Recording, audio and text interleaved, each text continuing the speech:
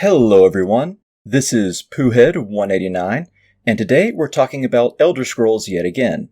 However, this is not so much of a lore video, but an examination video, though I will be going over a bit of lore. Anyway, let us begin.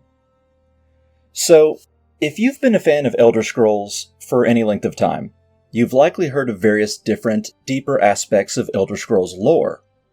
The Shezarene, the lore of the Towers, Kim, Pelinel Whitestrake, as well as Pelinel supposedly being a cyborg from the future. We've all heard these tales, from Reddit to Twitter to YouTubers like Fudge Muppet or Derelith or Chemoworks, rest in peace of course. I'm not saying anything bad about their channels, or the Redditors or lore aficionados. I'm one of them. However, what people often forget is that nearly everything that we know about these topics and many others is 95% speculation. In reality, we really cannot be certain if Kim works the way we think it works, or the way that Vivek explained it.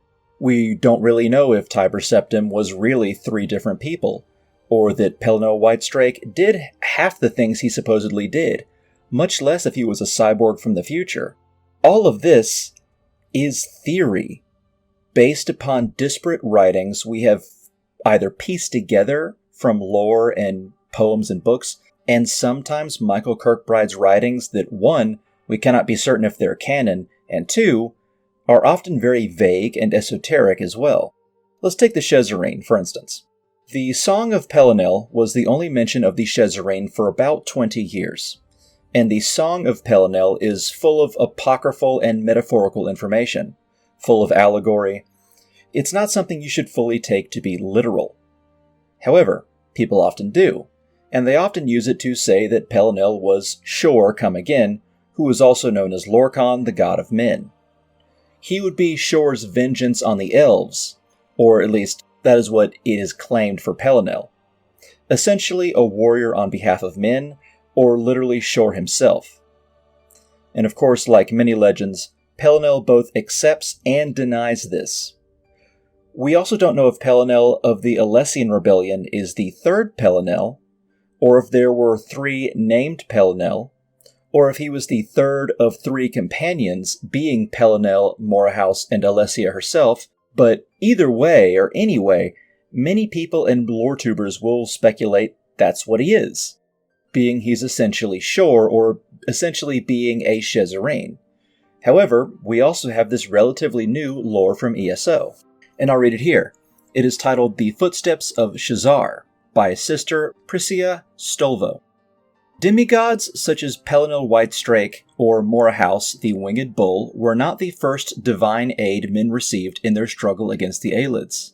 The myth of Shor's campaigns to claim a place for men in Atmora are well known to scholars, but less well-known are Shor's deeds in Tamriel afterward. A careful examination of Nedic oral traditions, documented haphazardly in the oldest imperial texts, traces the outlines of a fascinating if mostly forgotten tale.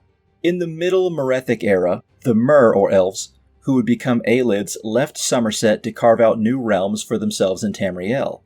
More advanced in both war-making and the uses of magicka than the Nedic peoples who already lived there, at first they easily subjugated or drove away their new neighbors. But slowly, the divided Needs began to resist the Aelid advances. Time and again in Nedic folklore, a, quote, stranger arrives to help ancient men. This stranger comes as a teacher, an advisor, and a maker of alliances between tribes who otherwise would have fought alone. He is not a warrior ruler like Shor, but instead a figure who inspires others to fight for themselves. A Dothraki legend mentions Shezarr, who stole stoneworking from the Dwemer and taught Zinfara to call Nirncrux from the mountain roots. A Perina tale claims that the Cult of Stars learned soul magic from a, quote, white-bearded stranger. Likewise, Shezarr of the Snowy Beard is said to give secrets of Aeliad battle magic to the Needs of Cyrod, or Cyrodiil, showing them how to turn their enemies' arts against them. And, most fascinating of all, a stone tablet said to have been found in the ruins of Sidor depict a bearded figure as the Shezarene, Sure Who Lives, Teacher of Men. Taken together, it seems these disparate tales show that Shazar inspired many different tribes to resist Ayleid oppression. Yet the later Nedic sagas do not mention the wise stranger. Whatever part Shazar or Shor in the guise of a teacher instead of a warrior played in those days came to an end in the middle of the Merethic era. But the ember of hope he gave to ancient men sustained them through centuries of enslavement by the Ayleid Empire, until it at last blazed once again to inspire Saint Alessia's rebellion.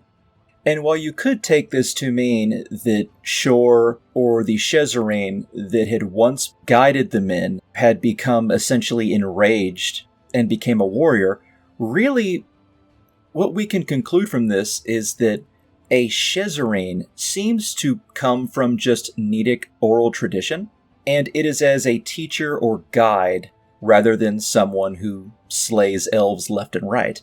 And unless Pelinel is the only Shezarene that is extremely different from all the others for some reason, then we can probably glean that either he wasn't actually a Shezarene, or he was, but his accomplishments weren't nearly as many as are stated in the Song of Pelinel. However, they are granted to him in the song because it's the easiest explanation for the Alessian Empire to have succeeded.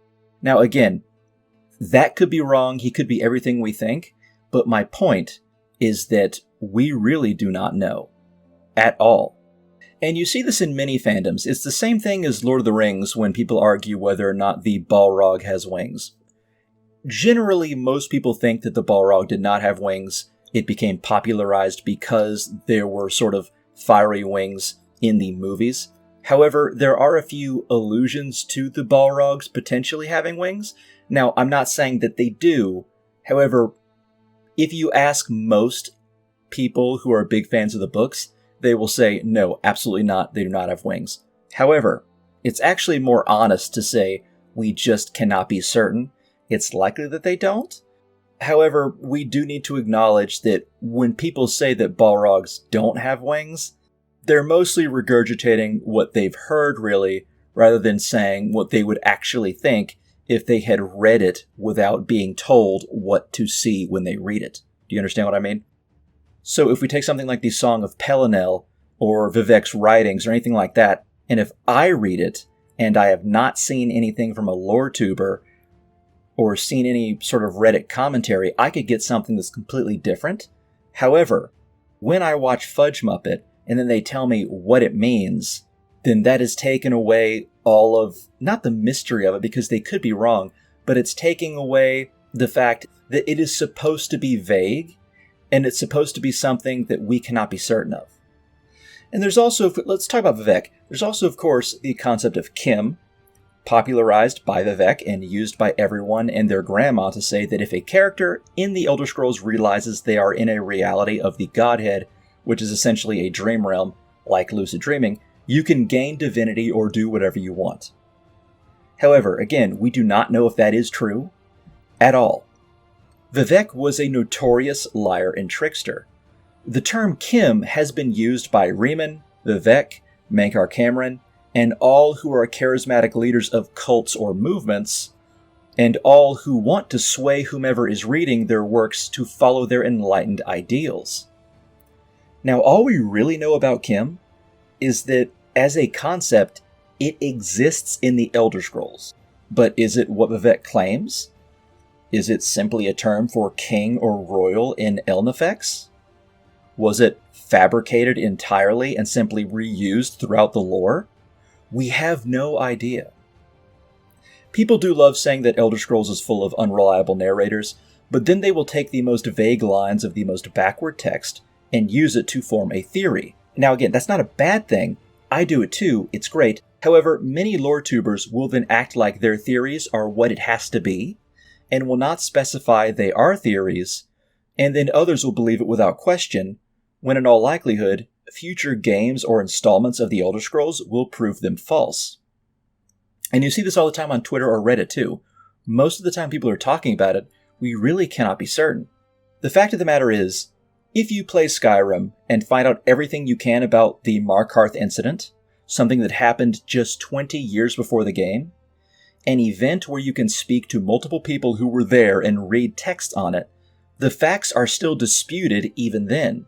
We still cannot be certain if the citizens were tortured, or who tortured them if so, be it Ulfric or Hrolfdir, and even the timeline is up to question because both the Imperial and Stormcloak record put it at a time that is different than what one of the Forsworn prisoners gives us. And if we cannot be certain about the fucking Markarth incident, then how are people so certain that Pelennor Whitestrake of the First Era is who we've been told he is? Or if the Towers theory, that has its inceptions before the First Era, is accurate? Elder Scrolls is extremely fun for lore discussions, but it's difficult to make lore videos for it with surety because almost nothing is sure, specifically the more popular theories.